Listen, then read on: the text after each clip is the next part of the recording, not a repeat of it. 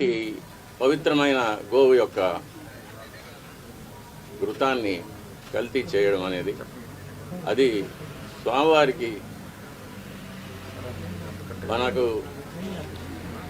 జీవితాన్ని ఇచ్చే స్వామివారికి ఇటువంటి అపచారం జరగడం అనేది చాలా విచారకరమైన విషయం.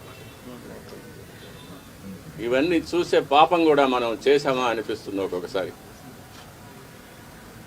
దీన్ని ఎన్నోసార్లు అప్పటి ఈఓ గారికి, చైర్మన్ గారికి దృష్టికి తీసుకెళ్ళి ఇలా ప్రసాదాల నాణ్యత సరిగ్గా లేదు, ముందులాగా లేదు, ప్రసాదాల పరిమాణాలు స్వామివారికి సరిగ్గా నివేదన కావడం లేదు, సరైన ఆగమ ఉక్తమైన కాలాల్లో స్వామివారికి నైవేద్యాలు జరగడం లేదని ఎన్నోసార్లు దృష్టికి తీసుకెళ్ళాం. కానీ లాభం లేకపోయింది. దీనికి మరొక కారణం నాది ఒంటరి పోరాటం అయిపోయింది. నాకు ఈ విషయాల్లో సహకరించేదానికి నా తోటి అర్చకులు ఎవరూ కూడా వారి వారి వ్యక్తిగత కారణాల వల్ల ముందుకు రాలేదు.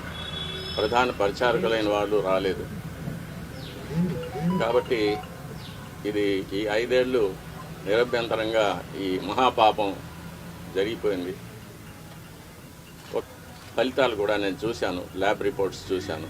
ఇందులో కూడా వెజిటబుల్ ఫ్యాటు, అనిమల్ ఫ్యాటు, జంతువుల యొక్క కొవ్వు పదార్థం, స్థావరాల యొక్క జంగమాల యొక్క కొవ్వు పదార్థాలు కలిసినట్టుగా ల్యాబ్ రిపోర్టులు చూశాను.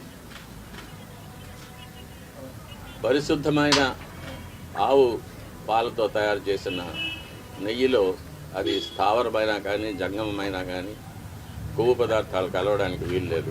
అది ఇంప్యూరిటీస్ కింద లెక్క వస్తుంది. అభ్యంతరాలు ఎవరు పట్టించుకోలేదు స్వామి.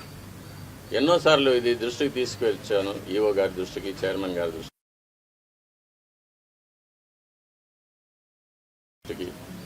కానీ ఎవరు దీన్ని పట్టించుకోలేదు. కాబట్టి అది అలాగే జరుగుతూనే వచ్చింది. నేను చూసి బాధపడటం తప్ప నేను ఇంకేమీ చేయలేకపోయాను. దీనివల్ల నేను చాలా ఇబ్బందులు పడాల్సి వచ్చింది. అయినా పర్వాలేదు, మా స్వామి కోసం నేను ఇది చేస్తున్నాను. మా స్వామి తృప్తిగా నైవేద్యాలు స్వీకరించి ప్రసన్నుడుగా ఉండి భక్తులను అనుగ్రహిస్తే అంతే చాలు. నా ఇబ్బందులు అది నాకు దాని గురించి నాకు ఎటువంటి కష్టం లేదు. నేను గత ప్రభుత్వం నా పైన చేసిన కొన్ని